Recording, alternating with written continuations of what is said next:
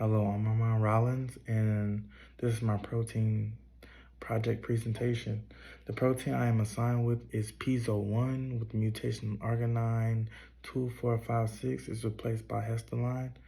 Piezo-1 protein is categorized as a mechanosensitive ion channel, playing a significant part in indicating mechanical forces such as the stretch or the pressure that is presented to the protein. They do this by indicating or converting the stretches or the pressure into biochemical signs. Um, piezo, the piezo-1 protein can be categorized as a receptor protein due to its many functions, such as it being able to detecting things such as mechanical stimuli, as well as transducing the information, translating the information into intracellular responses. The location of the protein PSO1 would be the plasma membrane on a subcellular level, and it is found in many different cell types, these types being endothelial cells, epithelial cells, also known as skin cells or red blood cells. And this brings me to my 3D presentation of piezo-1.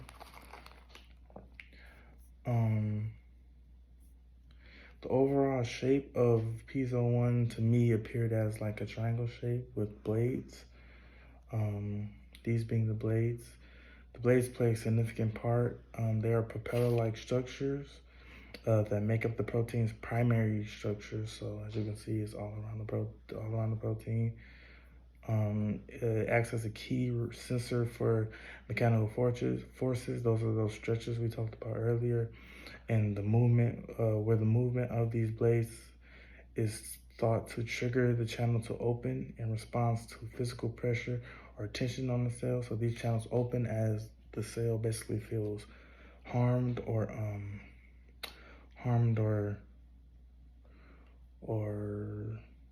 just feels a threat. And you have the CED, the CDE, which is represented by the orange. The CDE is key in sensing mechanical forces also, and it initiates the opening of the ion channel. That way ions can flow through, in and out. This becomes bigger as the mutation occurs, making more ions flow in, and it flattens in response to membrane tension. So as the membrane feels tension, it flattens and is not allowed to open for ions to come through. And then this brings me to the pink, which is the acidic cluster, a group of negative amino charges, so specifically located within the C-terminal extracellular domain. The axis of these calcium ions also work around the channel opening, essentially acting as a gatekeeper, so basically blocking all negative things from coming in. And then you have the beam, which is the yellow. The beam is a long intracellular structure in piezo-1, and it connects the blades and transmembrane regions to the center. So see, it kind of like brings the blade and the other parts of the cell together. And then you have the channel which is in the red. The red's in the middle as a protein-based ion channel that is embedded in the cell membrane and allows cells to sense and respond mechanical forces similar to most of the other ones. During the mutation, the structure doesn't change, so this is why one structure is present and I didn't make multiple.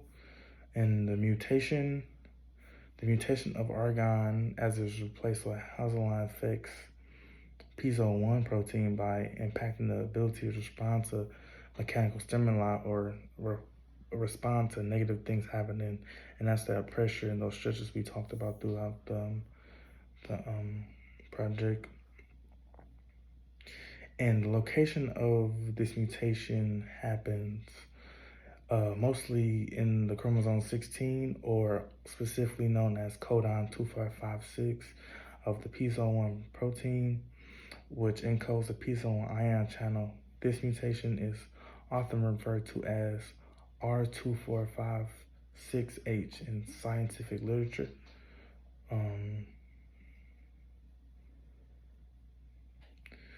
And I would say the limitations I have with this structure is that I was not able to, I feel like the accuracy of the structure and how it relates to the actual accuracy of the actual protein is kind of different. I was only able to make a small version of the protein and with the small resources I had. So I feel like if I had more resources and use a better